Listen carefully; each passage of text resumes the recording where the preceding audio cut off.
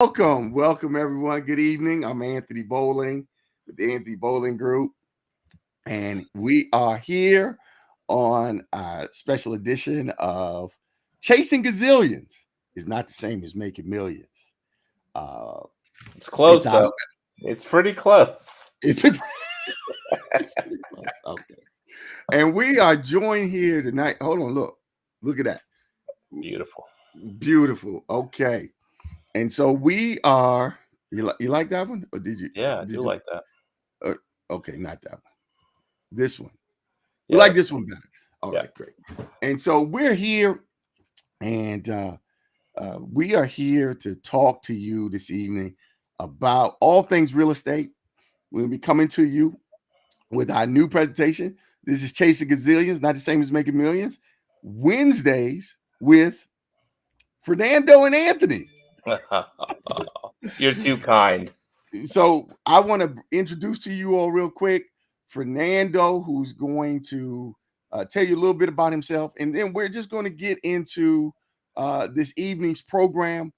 We're here as uh, experienced professionals to talk with you about different things that we are encountering in the marketplace as we are working with our clients, background about us, and just here to provide helpful information to you out there in the market. So, Fernando, come on, introduce yourself to the audience. We're live. All right. It's a great story of mine. I grew up in Miami, Florida. Came up to University of Maryland. I was Yeah, 18. what's your name, Fernando? For your name first. Fernando Palacios. I work for Hilco Real Estate. I'm a broker in Maryland, Virginia, and Pennsylvania. Been in the real estate business since 1992. When I graduated from Maryland, got into the home improvement business. Sold a little home improvement back in the day. Okay. And as we're doing that, I talked the owner of the company into getting involved in securing some of these loans with mortgages. And so we opened up a whole mortgage bankers kind of division of his home improvement business, which I ran. And that was my first foray into the real estate business doing loans. Left there in 95, opened up my own mortgage broker shop with a couple of partners. Did that for 5 years until one of my partners signed my name on a check, and I walked away. I was like, I can't trust you. I'm done. At that moment in time, came home, got my own license, and had been working from home since 2001. I've never 2001. 2001. 2001. Yeah, We just had the pandemic in. Oh no, we had the pandemic in 2019, 2020. 2001. I Right. Okay. remember 9/11. I was working. My wife pulls me in the kitchen to show Hold me on, we what's had the going on. pandemic in 20. 2020. Yeah. So You I've said been working from home. 2001. Wow. Yeah, I've Okay. been working from home 20, 22 years, 21 years at this point. I've tried an office space here and there, but it's never really worked for me. I'm comfortable there. I actually work harder because I do work from home. Um, Work never really turns off when you're at home. You get done, go have dinner with the family, and you realize, oh my God, I got to do 10 other things. You run back in your office because everything's there. You can do it. So Well, that's a um, nice background. Are you down in Miami now? That's a nice background. Are I'm you not. That's actually from Cozumel, my future retirement home. okay? Uh, All right. so after that, I got into real estate, got my license, was doing loans, and realized let me just stick to the real estate. Did that for several years, for 6 years. And then I got into the auction business in '07, '08. I think it was '08, because I saw what was going on with loans collapsing and all the foreclosures. And I figured, let me get into the auction business. They got to sell these properties. They got to sell them in bulk and quickly. And the auction business is the quickest way to sell a piece of real estate, I think. Mm-hmm. Got into that, and it took me like 3 years to get my feet in the door there. Even though it's real estate. The auction business is so much different than regular traditional real estate. There's more nuance to it. There's more urgency. There's more, hey, it's a ticking time bomb is what I call an auction, right? You get a date, you got to sell it on that date. And from the day you sign the listing agreement until that day, the bomb's ticking, right? Till the end. And you Okay. have to work full steam ahead. We're traditional, you obviously you get the listing, you sign it, and then you don't know when the bomb's gonna go off. You don't know when you're gonna get the contract done. Okay. So I like that aspect of it, but it took me a while to figure out, what banks I could work with, what special servicers. I was working with CW Capital in DC. Finally got in with them, which took 14 lunches and 5 golf outings and a lot of free giveaways to get in there.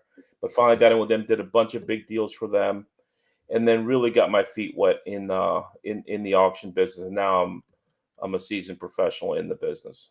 Wonderful. Well, we love that. Well, look, we're going to talk more about auctions as an alternative, means of disposing of assets. And we want you to make sure before our time is up that we talk to the audience about, uh, you know, who are those clients that you're working with? Uh, who are the clients and property owner types that really can make great use of working with an auction company? Talk about, is it just a local thing or is it national? But before that, what we want to do is take a quick commercial break here and have you share with the audience your contact information so they can get in touch with you. So we're going to take a quick 30-second commercial break on you and Hilco and the audience and how they can reach you. I thought we had sponsors. I thought we were starting to make money doing this, Anthony. No, we don't. Okay. So We're working on sponsors, and this is right where the sponsors who are out there right now looking to be a part of this show. They better get in early. This They better get in this is where early. we're going to cut in and have you come in. So go on. So Hilco Real Estate's out of Northbrook, Illinois. That's their main office. It's got about 500 employees over the Hilco Global umbrella, which has 17 divisions. It's a big company owned by one person, which is terrific. Obviously, it hasn't gone public yet.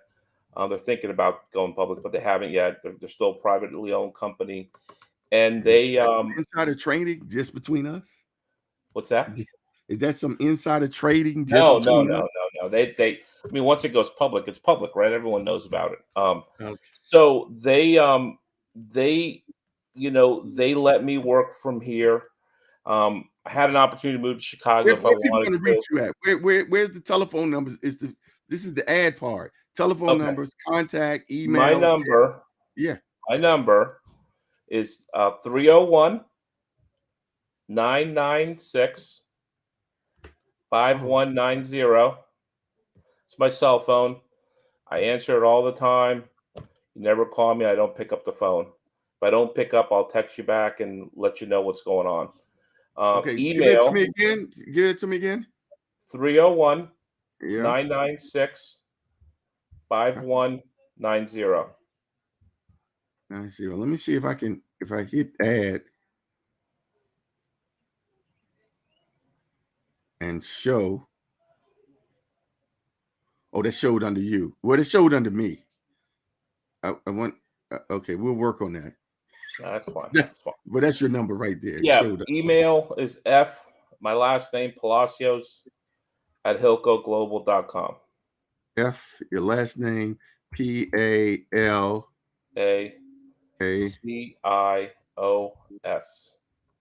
at Hilco, HILCO Global, GLOBAL.com.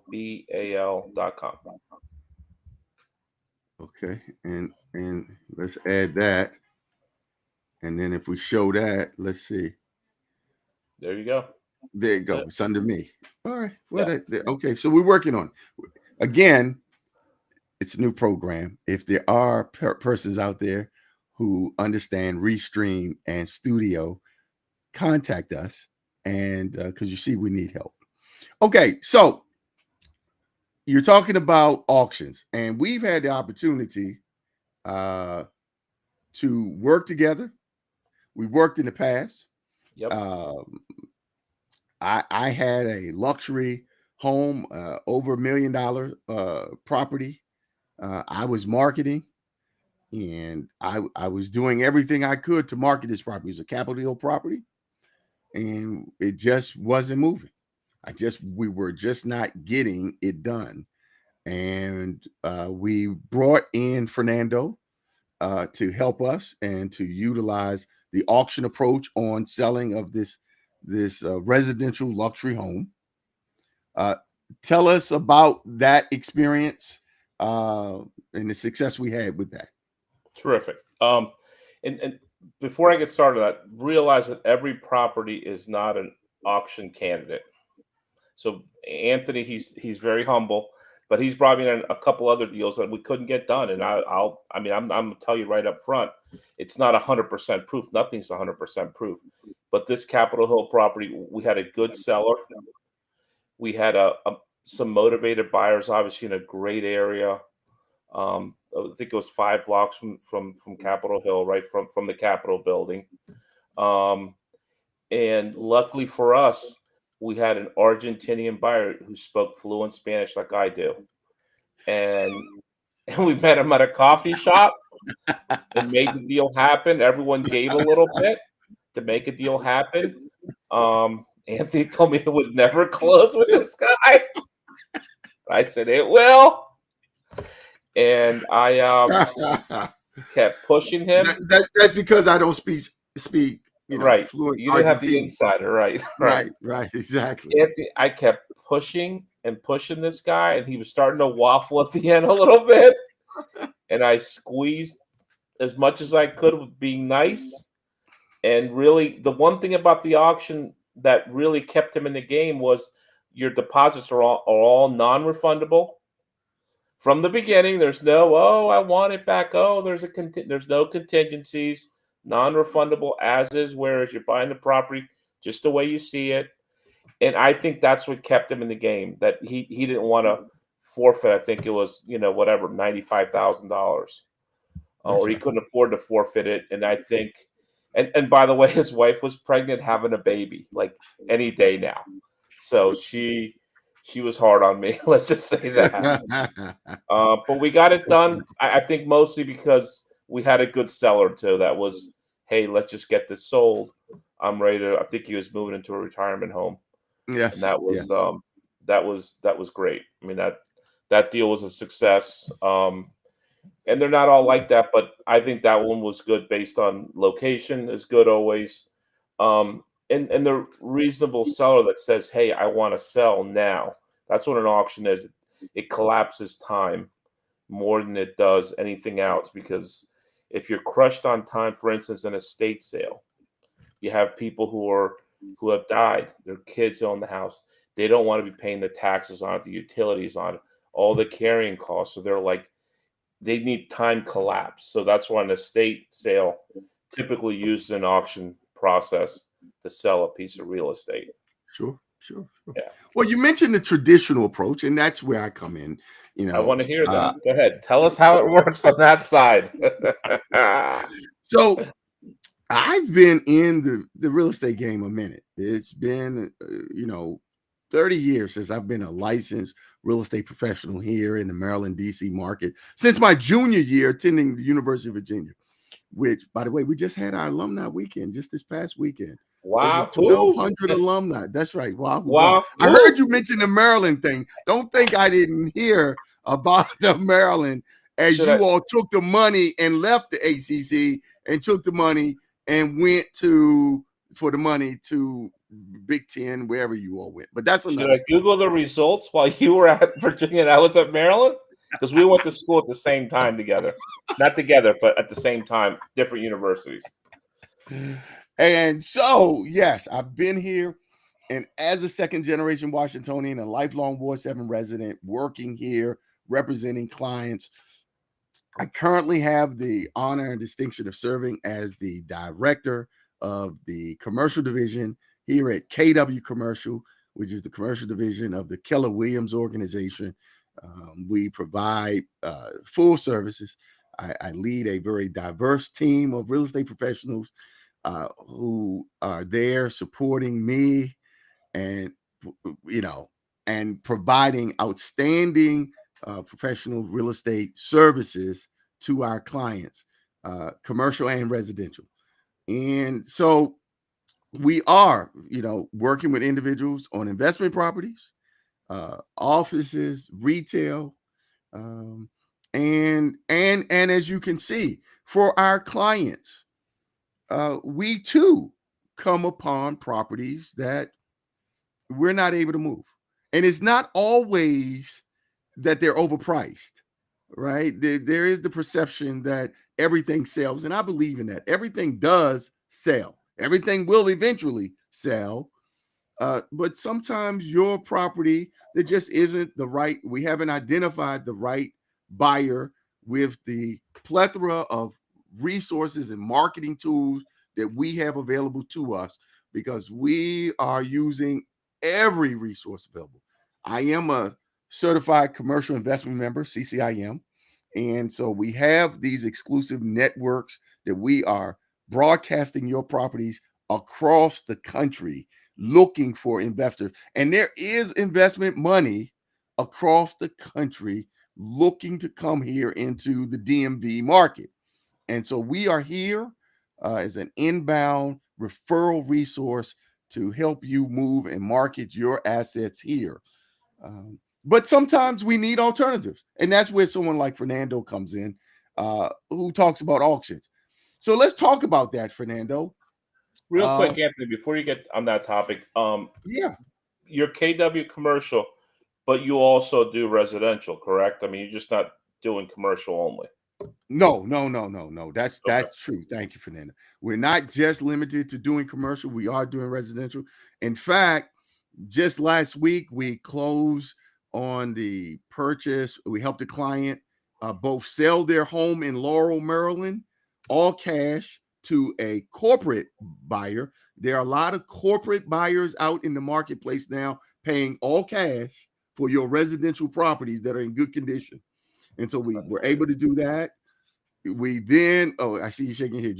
We don't like corporate. No, I said unbelievable. That's great. Oh, it is unbelievable. No, but what's Unbelievable. more unbelievable, what is more unbelievable is that after we helped this family sell their home, we went out into the market to help them buy a home.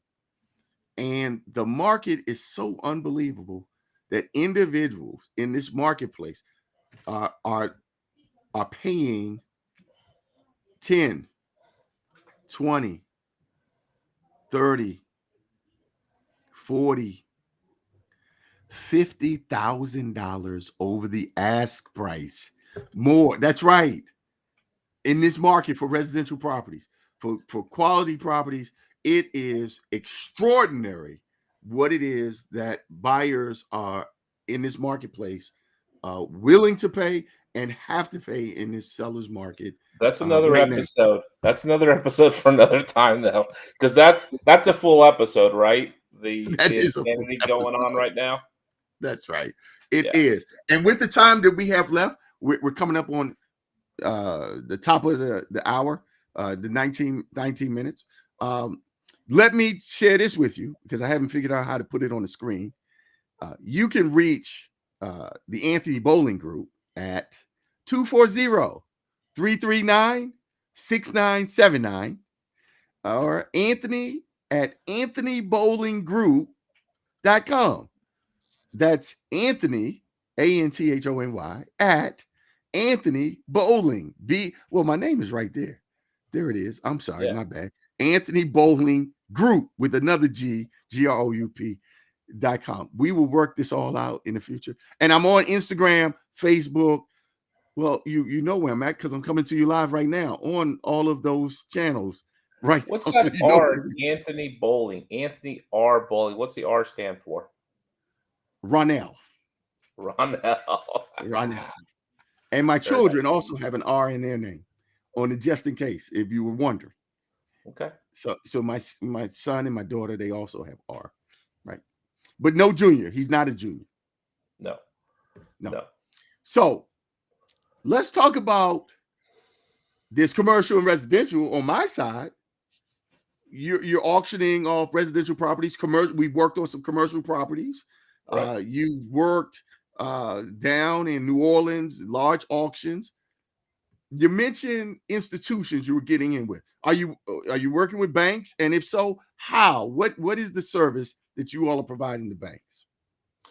Well, currently the banks are still coming off a moratorium since COVID hit in 2020.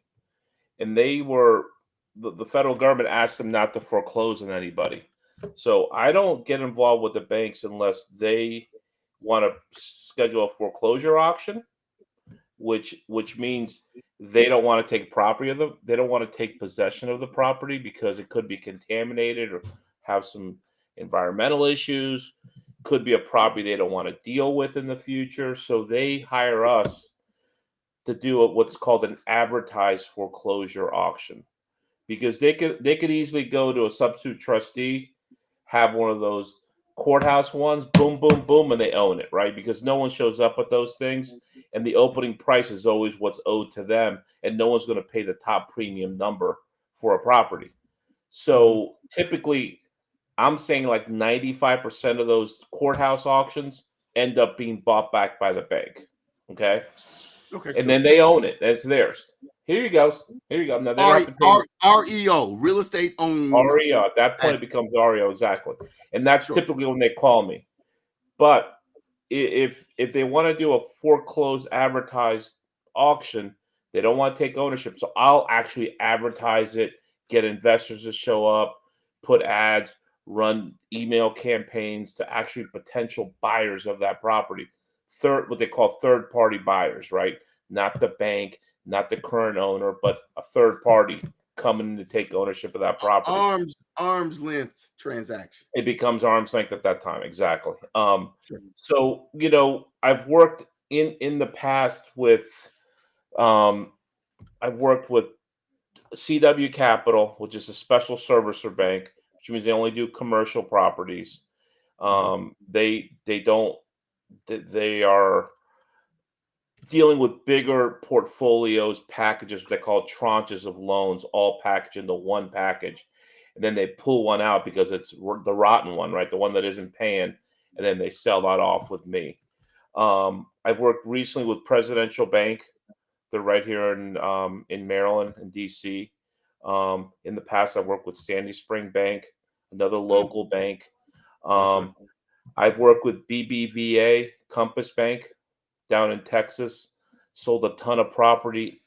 We had a 5-day, 5-city, 300 property auction for them. We caravan in a bus from city to city selling 50 to 75 properties every day. It was a long week. Ended up in El Paso for the last 4 properties and sold one property in El Paso to a guy behind a aluminum foil door.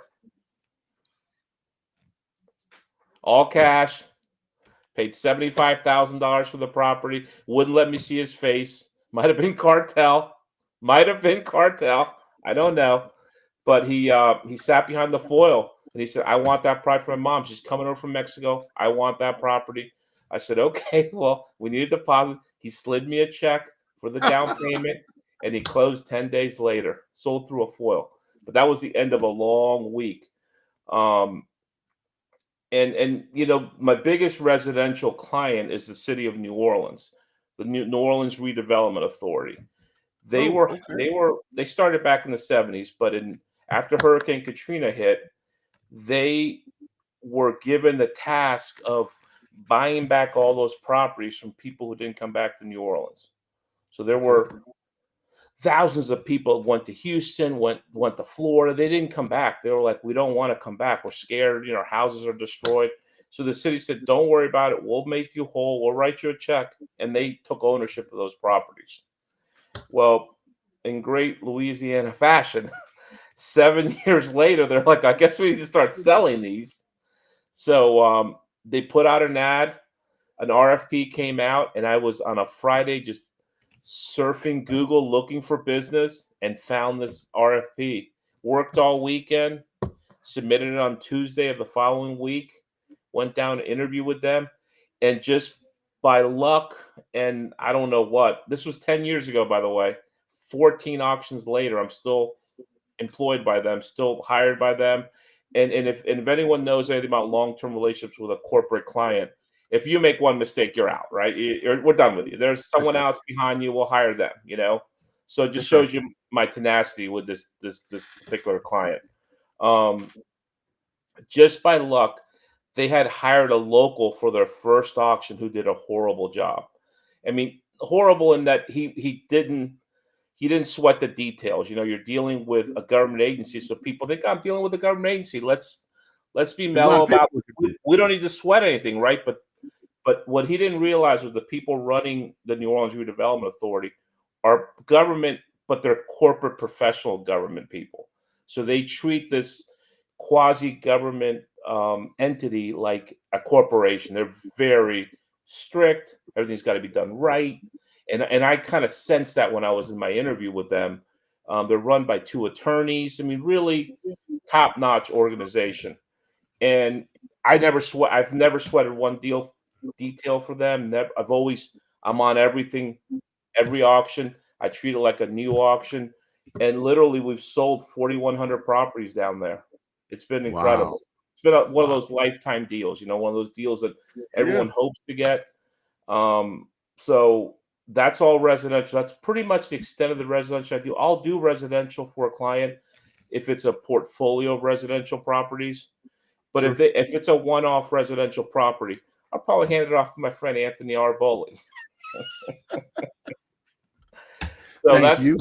that's you're welcome. That's been great. So I mean, I constantly am looking for the next deal. If we don't look for deals, we're gonna run out of deals. You constantly got That's right. one thing about our business. You constantly got to be looking for the next deal The every day. next opportunity to serve. That's right. You, Every day. Every yeah, day. every I day you love it. have to be chasing the next deal, and that's what I do all the time. I'm always Well, looking, scratching, searching, um, looking for the next deal, not the next Nora, because I don't think I'll ever find a deal like this, which is New Orleans Redevelopment, or we just call them Nora. I don't think I'll ever find a deal like that, but looking for the next deal for your pipeline, because when you sell a deal, it's like the culmination of hard work. It's over. Now you that's got to right. move on to something else. That's right. Exactly. And that's where we find ourselves in servicing.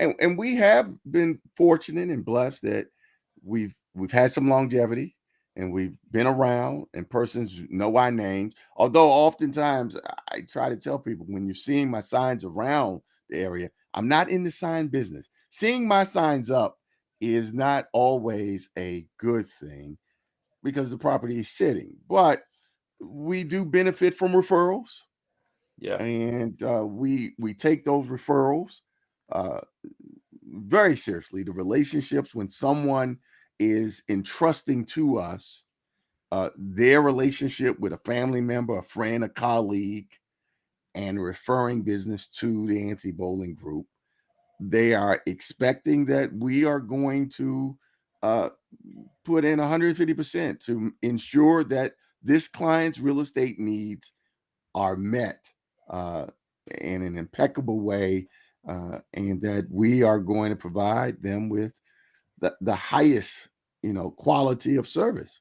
So I understand when you have these relationships, we're working for them. We want lifelong relationships, and, yeah.